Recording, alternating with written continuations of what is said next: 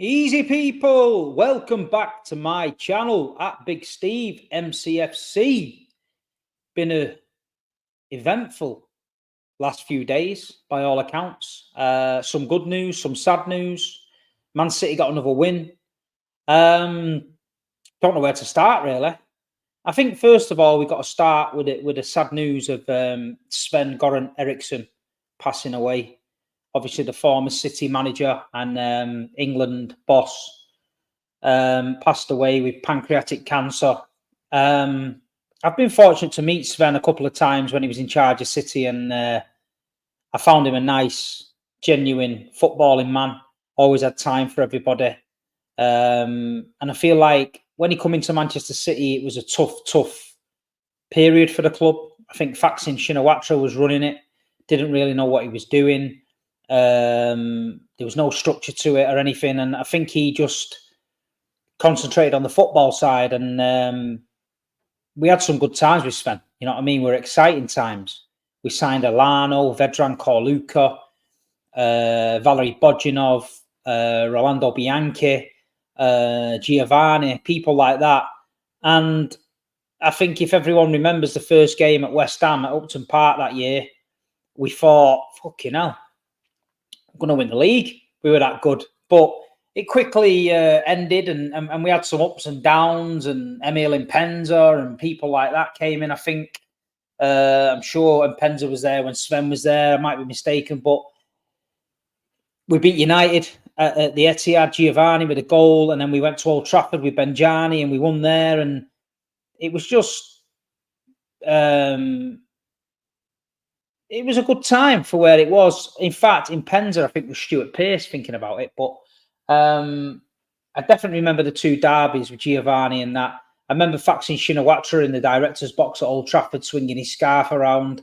And I remember the way they were sacking him. Do you know what I mean? The City fans didn't want him to go. We would save our Sven. You know, they were singing that song, "We don't need no Phil Scolari. We don't need Mourinho. Hey, Thaksin, leave our Sven alone." That was at Anfield. We were singing that. And then we went to Middlesbrough last game of the season. We knew he was losing his job. We got beat 8-1. The players threw the towel in.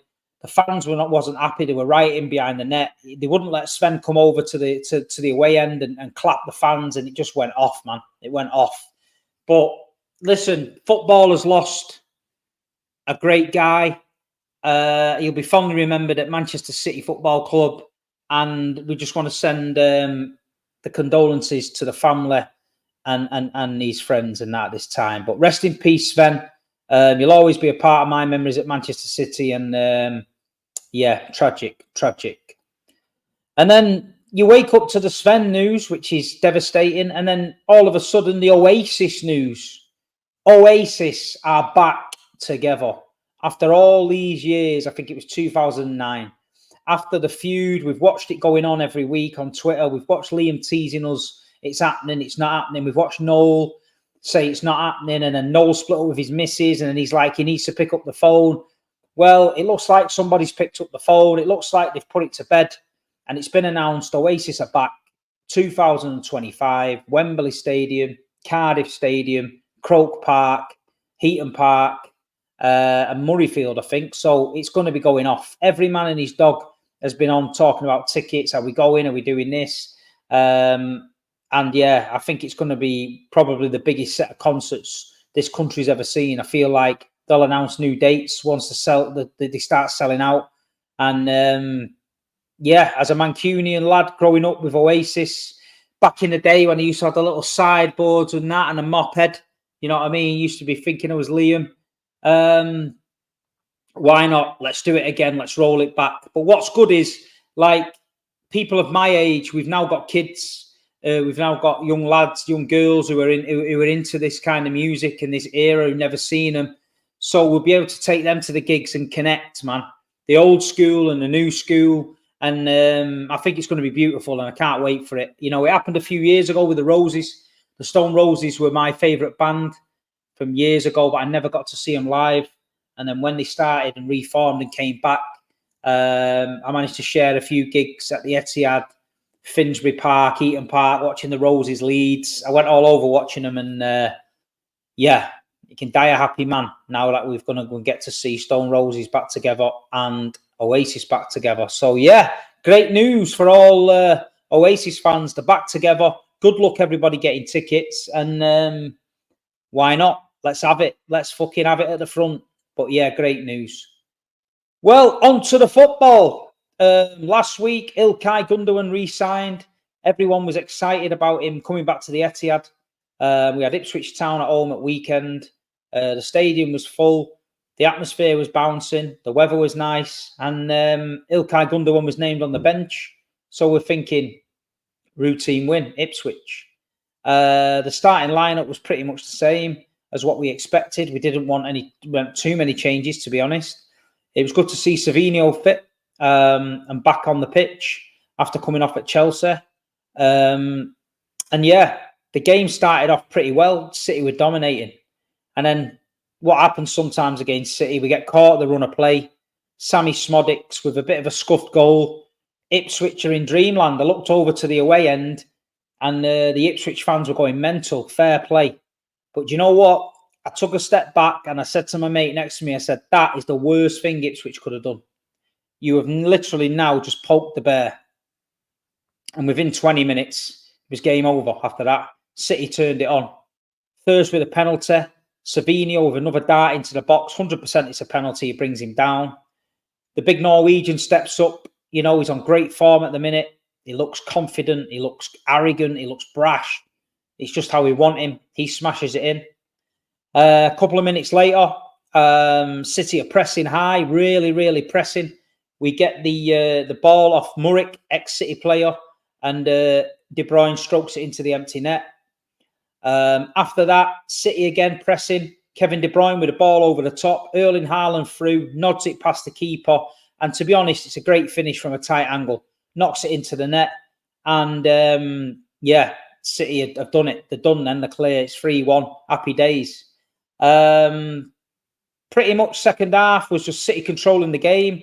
Didn't need to go gung-ho. Ipswich didn't really offer anything going forward. They were thinking probably they're going to get it for 8 or 9. So let's just calm down. And then late in the game, Erling Haaland at the edge of the box, left foot. Was it left foot? I think it was left foot, bottom corner, bang. Great finish from a long way out. Great finish. And another hat-trick for Earl. I think it's 101 games and 94 goals. And I think it's 10 hat-tricks in all competitions, 7 in the Premier League. I mean, it's unbelievable what Erling's doing at the minute. It's absolutely unbelievable. The guy of what he's done coming into Manchester City is unreal. And if he'd be at any other club now, they'd be waxing lyrical about him. But because it's City, it's this. He's a League Two player. We played better without him. All that crap that we had to suffer last season. He rammed it down the throat. We won the league and he got Golden Boot. And he's going for the Golden Boot again. There's nobody going to touch him. But I feel he's improving as a player. I feel like Erling's link-up play is getting better. I feel like he's not making stupid runs now when he hasn't got the ball, thinking everyone's going to find him. He needs to be clever. For me, he makes them runs when De Bruyne's got the ball. He makes them runs when Gundogan's got the ball. He makes them runs when Foden's got the ball because them players are likely to find him. If Nathan Ake is running deep, don't make a run. Ake ain't finding you. Do you know what I mean? If Ruben Diaz is running into the edge of the box, Ruben Diaz ain't finding you. That's just common sense. And I think he's learned that about his game. You could see with the third goal of the game when De Bruyne put the ball in, he made the run. Great ball. He nods it past the keeper, scores. They're the runs we've got to look out for. I feel like Ilkay Gundogan was on the level with him. When he played with him, I feel like Ilkay found him many a time. But then it was a time. Ilkay Gundogan, he got off the bench. He stripped off. The Etihad went wild and he came back on and it was fantastic to see Ilkay in the sky blue shirt again, just ticking along in the midfield, pinging them passes around. I watched him telling a few of the younger players what to do, calm down and all that. And it's all about control with Ilkay Gundogan. I think he can control a game. He can turn it on. He can decide whether we're going to step the tempo up or we're going to bring it down a notch. And I think it's an absolutely great signing. And seeing him there and seeing the smile on his face as well, like he was back, was absolutely brilliant. And then to come away with a 4-1 win, 2 wins out of 2, the Charity Shield as well early in the season. We've started the season well, Blues. We have. And I feel like we've got a tough game coming up this weekend. I feel like West Ham have gone in a different direction with the signings of players they've bought. I feel like they are quite exciting, especially at home now. They've got a decent team, a lot of problems. You know what I mean? Kudos is a great player. Fulrug, they signed from Dortmund, is a handful. Wan-Bissaka the other day looked like a different man since he's left Man United. He was galloping down that touchline like he'd got a new lease of life. So West Ham away coming up is going to be tough, but I feel like we can get the job done. I feel like we're not even in first gear yet. I feel like we're just coasting. I think Foden will be back from illness. I feel like John Stones and Kyle Walker, etc., might be more involved in these games now coming up to get themselves up to match fitness. Kovacic had a little bit of a knock. He went off, just a precaution. But I'm looking forward to it. I think I'm going to go down on the Friday and have a couple of nights down there. West Ham, nice place around the ground. But yeah, I'm looking forward to it. But another thing, transfer deadline day is fast and rapidly approaching. We are seeing today links, Chelsea with Ivan Toney. I think we've been linked with a young striker from Copenhagen. I'd be absolutely baffled if we didn't dip into the market and get somebody. I do feel like we are going to be light up front. I know City fans say we can play a false 9, and I'm sure we can. But having that extra striker to come off the bench and just do a job when Erling's done his hat-trick and wants to go for a rest or something like that is going to be needed. The Champions League draw is coming up this week. The new format, which I'm very, very intrigued to see. These 8 games, 4 at home, 4 away, random teams. I can't wait for that. Hopefully we can get some new away days. Instead of going Madrid, Shakhtar Donetsk, Red Bull Leipzig all the time, we want some different away days. Benfica, Porto, even Celtic could do. Things like that. Let's just freshen it up a little bit. I'm looking forward to it. But yeah, that's going to be an interesting one. I think I'm live on City TV on the day of the draw, so you can tune in there in the afternoon with Neda Manua and stuff. I'll be there reacting to the draw and our opponents, so that'll be good. But yeah, the transfer windows, for me, we've got to go and get someone. You know what I mean? I feel like the link to Kyogo at Celtic has definitely got legs. I feel like he gives us a different option. He gives us energy. He gives us that poacher in the box, when you see him at Celtic. I know he's 29-year-old, but, Pep is thinking maybe short term. Do you know what I mean? Maybe. The Ivan Toney thing stinks of having a bad attitude. Nobody's touching him, and then it comes out Chelsea want him, so he'll probably go there. For me, Chelsea at the minute, RMS, so leave him to it. But other than that, let me know who you think. Osimhen, 55 million. I think that's cheap. But there's a reason why no one's scrambling for Osimhen. What's the problem with him? Other than that, around Europe, I've never known it as bad for strikers. I did watch Juventus last night, to be fair, and that Dusan Vlahovic looked okay. And I feel like he's got the build for the Premier League, and I feel like he reminds me a bit of an Alvaro Negredo type, who's got that build, and he could probably handle it in the Premier League. So he's one that stands out to me, but I just can't see City spending big money on anyone. I think they're just going to get a quick fix. We've got El Chaviri coming in January from River Plate. Whether he will stay with the squad or be loaned out, we don't know. We've signed the guy from West Ham, Modima, is it? Modimu or something. I think he got Young Player of the Year at West Ham. He's got a lot of potential, but is it too soon? If you're not at West Ham playing, why are you going to just walk up to Man City and end up playing? So that's a difficult one as well. But I'm sure Pep's got it under control. There's a few possible exits. I've just seen that Mateus Nunes might be going on loan to Atletico Madrid. It's a strange one. I've never really understood the Nunes signing, where he fits in. I don't see where Pep's even bothering trying to integrate him in the team. He doesn't look like he's going to get a game anytime soon. Bit similar to a Calvin Phillips situation, so that's a strange one. Ndala, the youth team winger, and a few of the youth players are now getting linked with maybe going out on loan, maybe being sold. So there's definitely things happening, Blues, behind the scenes. So it's one of them things. We just got to wait it out, be patient. And I'm sure by the 1st of September, we'll know where we are. But I'm happy with the beginnings. I'm happy with the Gundogan signing. I'm happy with Savinho signing. We are looking good and in good form. And we just got to do what we do best. Keep it going, you know what I mean? Keep it going. One thing I wanted to touch on as well, I do believe that maybe the club were going to announce something about the new stand this week.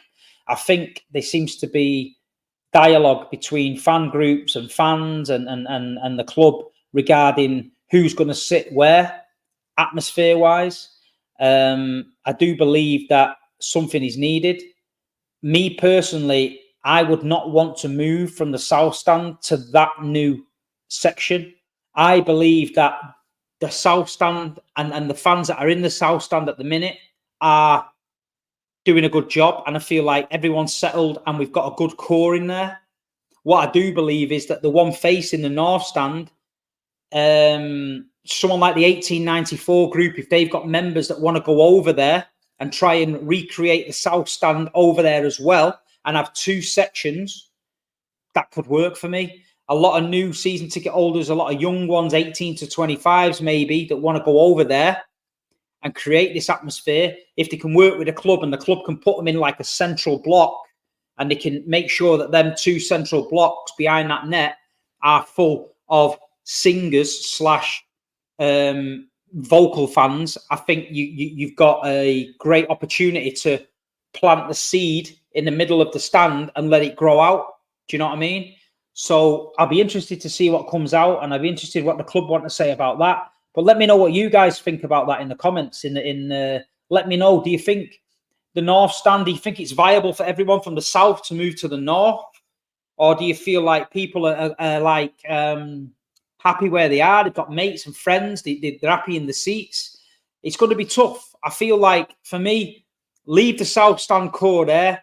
North Stand, make some changes in the middle of it, and let's get it vocal in there. You know what I mean? And hopefully the club can do the right thing and speak to people. Don't just make a rash decision. Let the club come out and approach the fans, approach the season ticket holders, get the questionnaires out there, fill it in, see what the best option is. Because I had a walk around there the other day and it looks outstanding. The new work around the North Stand and the hotel and all that around there just looks unbelievable. And I feel like when it's all complete, the match day experience at the Etihad Stadium is going to be second to none. It's going to be absolutely unreal. So, yeah, looking forward to that. But listen, Blues, few little things. If you haven't seen my little Ipswich preview on Man City TV, go and have a look at that. I went to Portman Road and we filmed it about the 2001 game. That was brilliant. The Big Six show this week is hilarious. Go and watch the Big Six show from the other night. Click on the first 5 minutes. You'll be laughing your tits off. Saeed having a meltdown when United got beat is unreal. And Skullfuggery is edited, so it looks like he's on the phone to Gary Neville. It's so funny. Go and check it out. But if you're not following the Big Six show, go and follow it. I'm on there now regular. Please hit the like button. Please hit the subscribe to my channel. If you think there's any Man City fans that are missing out on my stuff, drop the link in Man City groups on Facebook, TikTok, wherever you're talking about the Blues. Drop it in there. I'm trying to get my followers up. Saeed has just hit 100,000 followers on YouTube. Now, he's on it every day, 3 or 4 times a day doing videos. So I know for me to get to 100,000 would be a dream, especially for my kids to get their plaque saying 100,000. I feel like that'd be brilliant. But I know I don't do enough content, but there's City fans global out there that haven't heard of me and seen my point of view. Some may think I'm a prick. Some may think I'm great. Either or, we'll have a little bit of fun. So listen, people, great to see you. Rest in peace, Sven Eriksson. and Oasis are back, baby. Don't look back in anger. Come on, City.